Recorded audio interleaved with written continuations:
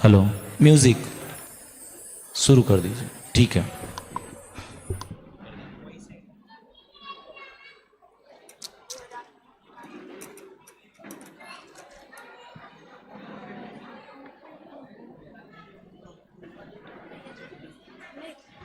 Video में रहना है, देखो बढ़ना है, पहुंच जाएंगे। वीडियो में चले जाओ, वीडियो में चले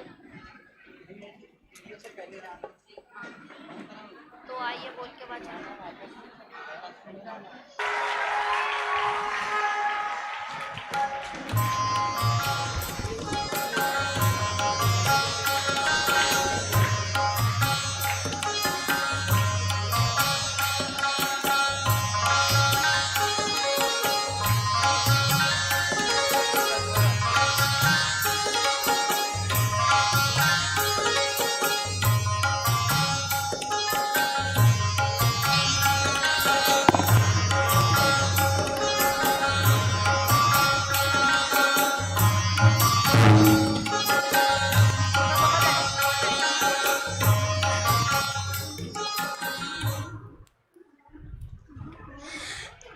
आइए हम ले चलते हैं आपको भगवान मुनि शिवव्रतनाथ के काल में, जहां एक ऐसी घटना घटित हुई, जहां एक सती ने सारे जगत को एक ऐसा संदेश दिया जिसने मनुष्य को ही नहीं, त्रियंच को ही नहीं, अपितु सारी प्रकृति को झकझोर कर रख दिया।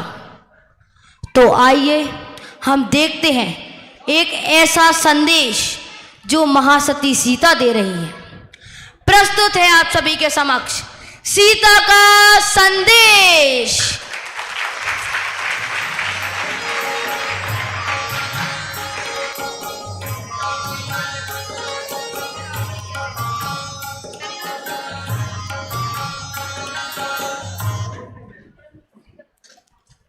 सीता का संदेश। एक लघु नाटिका। निर्दोष सती सीता ने न किया रंज भी द्वेष, संतप्त हृदय श्री राम को दिया धर्म संदेश। हम जिस देश में रहते हैं उस देश का नाम है भारत, और श्री राम के लघु भ्राता महाराज भरत के नाम से विख्यात इस भारत देश में शायद ही ऐसा कोई व्यक्ति होगा जिसने रामायण यह नाम ना सुना हो। रामायण की वास्तविक कथा बालक श्री राम के जन्म से प्रारंभ होकर तद्भव मोक्षगामी मुनिराज राम के निर्वाण के साथ समाप्त होती है। लेकिन इस महान कथा में मात्र श्री राम के जीवन का वर्णन नहीं है, पिता के वचन की रक्षा करने वाले सुयोग्य पुत्र का चरित्र यदि इसमें समाहित है तो अपने माता पिता की पसंद से विवाह करके उनका मान सम्मान और प्रतिष्ठा कायम रखने वाली सुयोग्य कन्या सीता का चरित्र भी समाहित है। जहां एक ओर धर्म की हानि और कुप्रथा कायम न हो जाए, इस भय से श्री राम ने सीता का परित्याग करके उन्हें महान अटवी में छुड़वा दिया था, और इसीलिए महाराज श्री राम मर्यादा पुरुषोत्तम राम कहे जाते हैं। तो वहीं दूसरी ओर अपने शील की रक्षा के लिए जिनेंद्र भगवान की भक्ति और श्री राम से पुनर्मिलन की आशा के सिवाय सर्व इच्छाओं का दमन करने वाली महारानी सीता महासती सीता कहलाई। तुलना करना मेरा उद्देश्य नहीं है, धर्मात्माओं में तुलना हो भी नहीं सकती। मैं तो बस इतना स्पष्ट करना चाहता हूँ कि रामायण में भले ही राम मुख्य भूमिका में रहे हों, लेकिन रामायण आधारित हमारे इस नाटक में राम नहीं अपितु श्री राम के समान श्रेष्ठ, ज्ञानी, विवेकी और सदैव धर्म को सर्वोपरि रखने वाली महासती सीता मुख्य भूमिका में है। रामायण की कथा में अनेक पहलू ऐसे हैं जिन पर प्रकाश डालना अविशेष है। ऐसा ही एक अप्रकाशित दृश्य मैं आपके समक्ष प्रस्तुत कर रहा हूँ।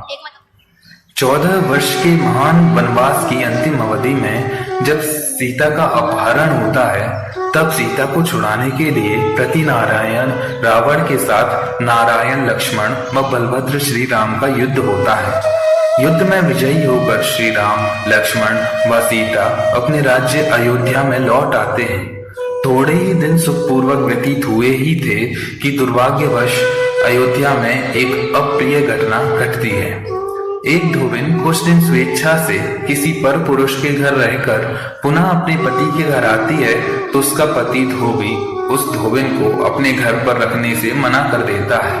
तब धोबिन कहती है कि सीता देवी तो रावण के पास 6 माह तक रही थी, उन्हें तो महाराज राम ने अपना लिया था, तो तुम मुझे कैसे नहीं अपनाओगे। इस तर्क से धोबी ने धोबिन को अपना लिया तो समाज ने उसका बहिष्कार कर दिया। तब धोबी ने भी वही कहा जो धोबिन ने कहा था। जब यह घटना महाराज राम ने सुनी तो जनता में कुप्रथा ना फैल जाए इस भय से उन्होंने सीता का बहिष्कार कर दिया और तीर्थ यात्रा के बहाने सिंहनाथ नामक महानटवी में सेनापति कृतांत वक्र के माध्यम से एकाकी छुड़वा दिया। परिस्थितियां कितनी प्रतिकूल ही क्यों ना हो, जब साधर्मी मिलन होता है तो सुख दुख की नहीं मात्र वीतरागी धर्म की चर्चा वार्ता ही होती है।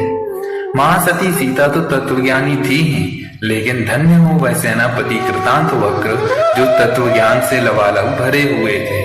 बस मेरे द्वारा अभी इतनी जानकारी ही पर्याप्त है। आगे की बात नाटक में। तो प्रस्तुत है आप सबके समक्ष एक लघु नाटिका सीता का संदेश। जीवन का निष्कर्ष यही है, प्रभु प्रेम में लग जाना।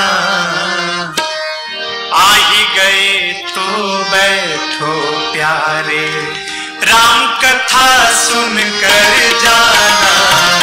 आ ही गए तो बैठो प्यारे, राम कथा सुनकर जाना।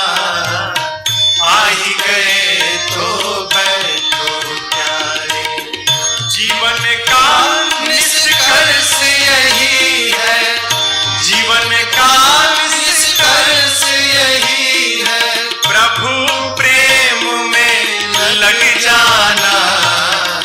आ ही गए तो बैठो प्यारे, राम कथा सुनकर जाना। आ ही गए तो बैठो प्यारे।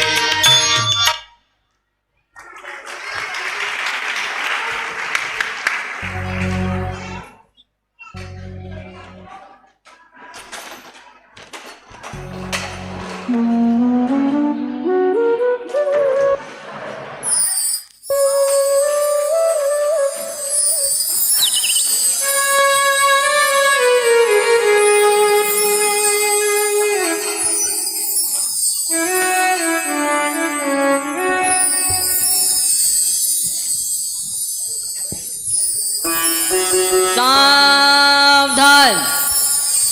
अयोध्या नरेश, वचन परायण, मर्यादा पुरुषोत्तम, सकल प्राणियों के नाम महाराजा श्री राम सभा में पधार रहे हैं।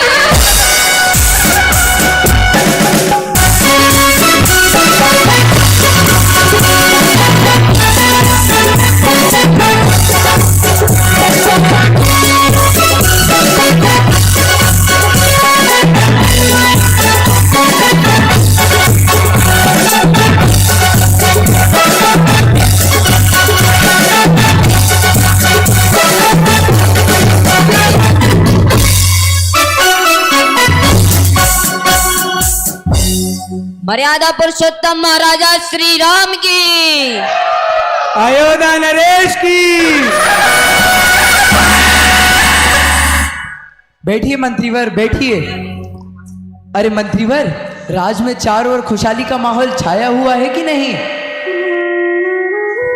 प्रणाम महाराज, आपकी कृपा से संपूर्ण अयोध्या नगरी धन धान से सुशोभित है और चारों तरफ खुशहाली का वातावरण है महाराज। अति उत्तम, अति उत्तम। अरे मंत्रीवर, राज में कोई धर्मात्मा संकट में तो नहीं है? नहीं महाराज, आपकी कृपा से तो पूरी नगरी के धर्मायतों में मंगल गान हो रहे हैं एवं कई ऋषि मुनियों का आहार तो कहीं उनका मंगल उपदेश हो रहा है। अति उत्तम, अति उत्तम। अरे रात चर्चा में इतने व्यस्त हो गए कि मुनियों की आहार वेला का पता ही नहीं चला। चलो मंत्रीवर, सर्वप्रथम मुनियों के द्वारापेक्षण की तैयारी की जाए। जय हो अयोध्या नरेश की।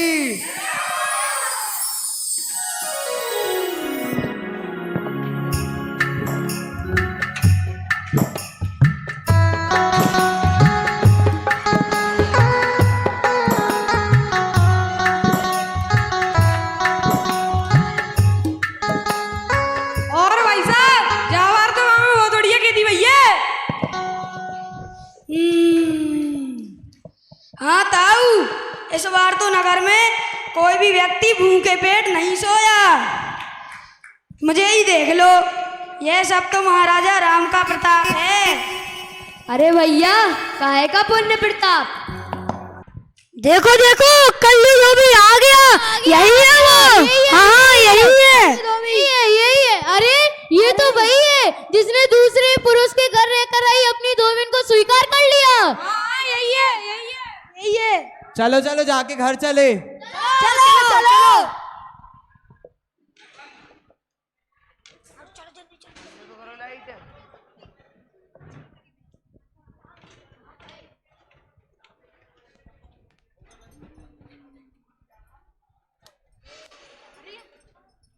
आज मैं उस नस की बेटी को बताता हूँ। उसने मेरी पूरी इज्जत मिट्टी में मिला दी।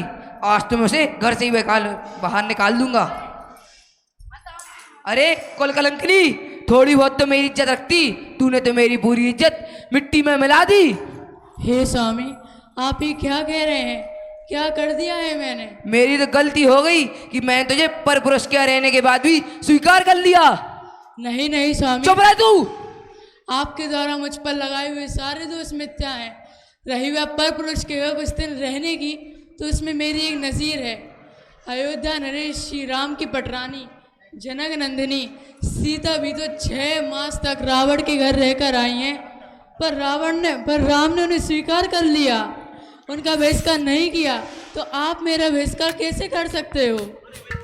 इस प्रकार धोबिन द्वारा दी गई नजीर सुनकर धोबी स्तब्ध रह गया और धोबिन के मन में बैठी हुई कल्पित कल्पनाओं ने अपना घर बना लिया और धोबी यह बात सीधे राजा राम के समक्ष जाकर बताता है। इस पर राजा राम की क्या प्रतिक्रिया होती है, चलिए देखते हैं। प्रस्तुत है आप सभी के समक्ष महाराज श्री राम का दरबार। चलो आज तो हमें जाने दो, हमें जाना है। हमें महाराज से मिलने जाना है। रुको, बिना अनुमति महल में प्रवेश निषेध है।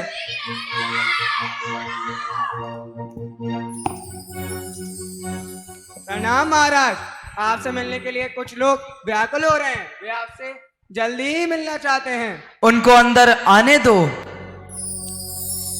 आप लोग जा सकते हैं।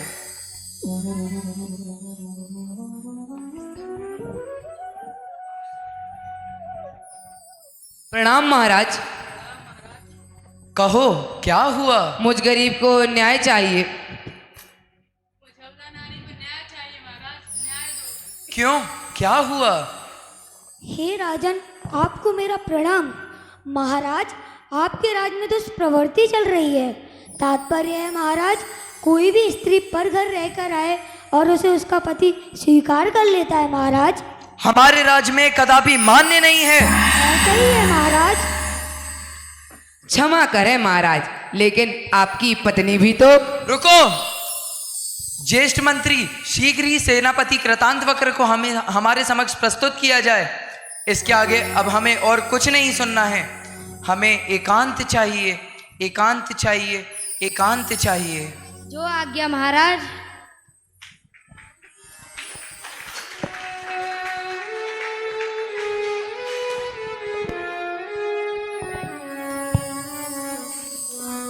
अब हम देखते हैं राम के मन का अंतर्द्वंद।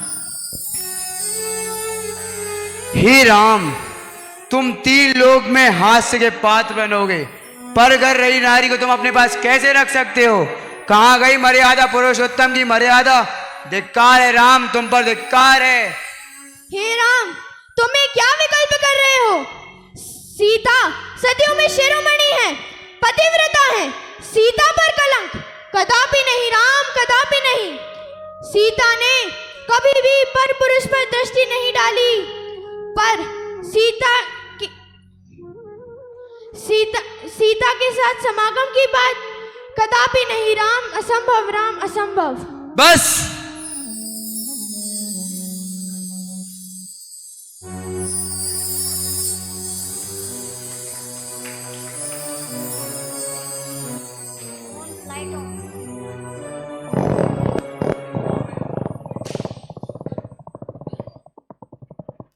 तभी सेनापति कृतांत वक्र कक्ष में प्रवेश करते हैं।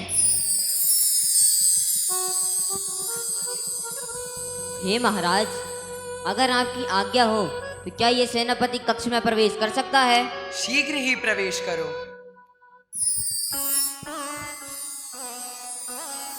प्रणाम महाराज, आज आप इतने व्यथित क्यों हैं? हे प्रिय सेनापति, आज ये राम बहुत अधीर हो रहा है। आज मुझे तुम्हारी सबसे ज्यादा आवश्यकता है। अरे महाराज, आप तो आज्ञा कीजिए, ये सेनापति आपके लिए सर्वस्व समर्पित है।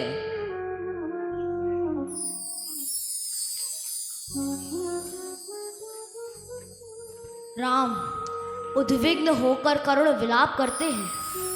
महाराज की ये स्थिति सेनापति कृतांत वक्र से देखी ना गई और सेनापति कहते हैं, महाराज किसका इतना दुस्साहस जिसने मर्यादा पुरुषोत्तम राम की अवज्ञा की? मैं उस धूर्त पापी का मस्तक आपके समक्ष प्रस्तुत करूं। इस पर राजा राम की क्या प्रतिक्रिया होती है, चलिए देखते हैं।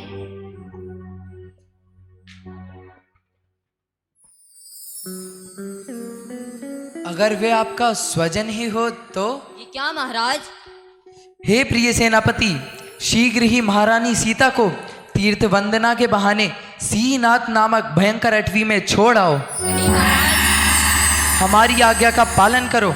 इसके आगे अब हमें और कुछ नहीं सुनना है।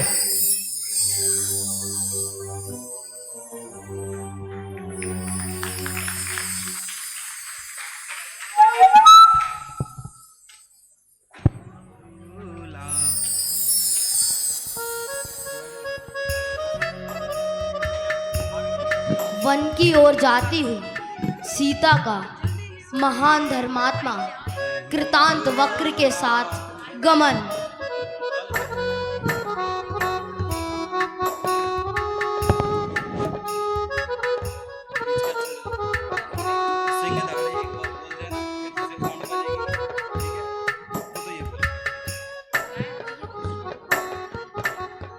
सुन सेनापति भैया, सुन सेनापति भैया,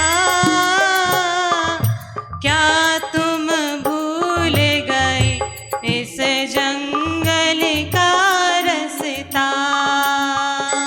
नहीं भूला मैं रास्ता, नहीं भूला मैं रास्ता। हे प्रिय माते सिए कहते हुए ये फटता, क्या बात है बतलाओ, क्या बात है बतलाओ। शीघ्र मेरे भैया मत देर तनक लाओ। हे मात क्या बतलाऊं, हे मात क्या बतलाऊं। नहीं कुछ कह सकता, कहते हुए दुख पाऊं। क्या बात है शीघ्र कहो, क्या बात है शीघ्र कहो। मन में ना सोच करो, सच सच तुम बतलाओ।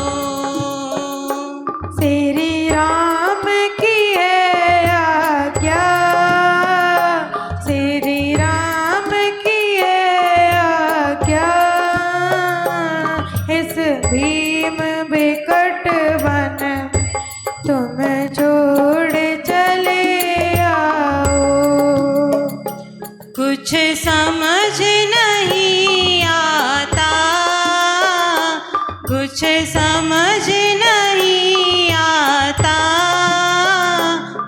राम का मेरे प्रति कैसे ये हृदय पलटा। मैं रुदन किया भारी, मैं रुदन किया भारी, नहीं मेरी एक सुनी हुआ अंत में लाचारी। भैया किसने बहकाए, भैया किसने बहकाए,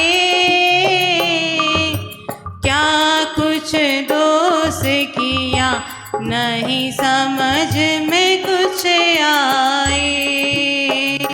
है नौकरी काम बुरा, है नौकरी काम बुरा, भूल नहीं करता चाहे वो कोई मर जाता। मेरा दोष बता देते, मेरा दोष बता देते, सब्र तो आ जाता, निर्णय तो करा देते। कुछ दोष नहीं तुम में, कुछ दोष नहीं तुम में, तू है परम सती कोई संशय नहीं इसमें। तुम छोड़ मुझे जाओ, तुम छोड़ मुझे जाओ, तनिक ना खेद करो, बतिया क्या बता जाओ। यहाँ से एक दाने हैं, यहाँ से एक दाने हैं, कैसे मैं तजूं तुमको गजराज चिंगाड़े हैं, कैसे मैं तजूं तुमको गजराज चिंगाड़े हैं। जो कर्म लिखा मेरे, जो कर्म लिखा मेरे, मैं खुद ही भोगूंगी, नहीं हाथ में है तेरे।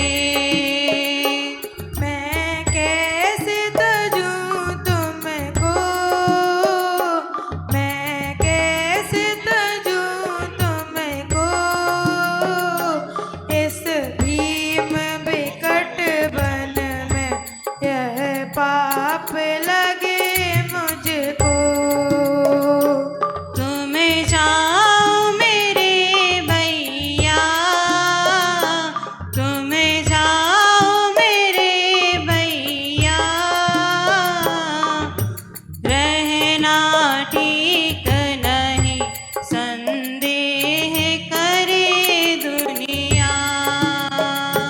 दिल मेरा नहीं चाहता, दिल मेरा नहीं चाहता, कुछ संदेश कहो ले जाता हूँ माता। श्री राम से ये कहना, श्री राम से ये कहना, लोगों के बहकाए तुम धर्म नहीं दजना, लोगों के बहकाए तुम धर्म न तज देना, लोगों के बहकाए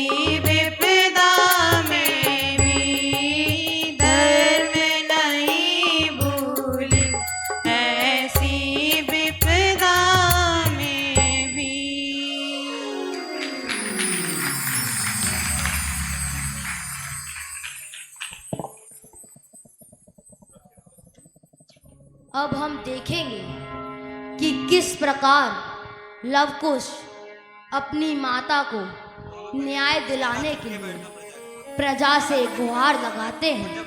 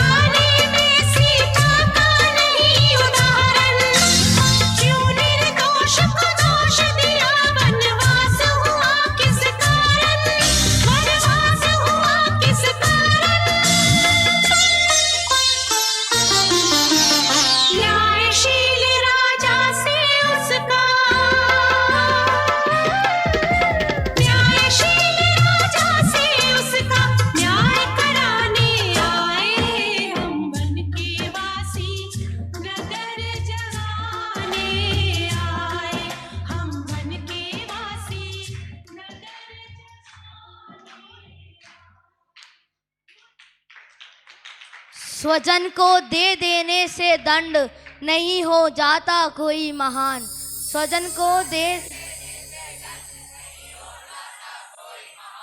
अरे हंत राम के परम भक्त, हम आत्म राम के आराधक।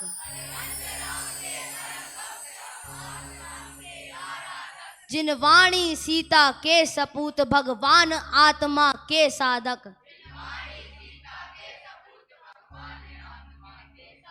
निज आत्म में ही रहे लीन, है यही भावना भवनाशक, है यही भावना भवनाशक, है यही भावना भवनाशक।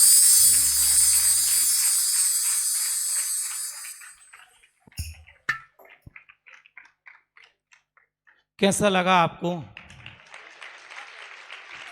जोरदार तालियों से हमारे इन सब बच्चों का आप स्वागत करें, अभिवादन करें। मेरा निवेदन है पूरी टीम, जितनी हमारी नाटक की टीम है, एक बार मंच पर आ जावे।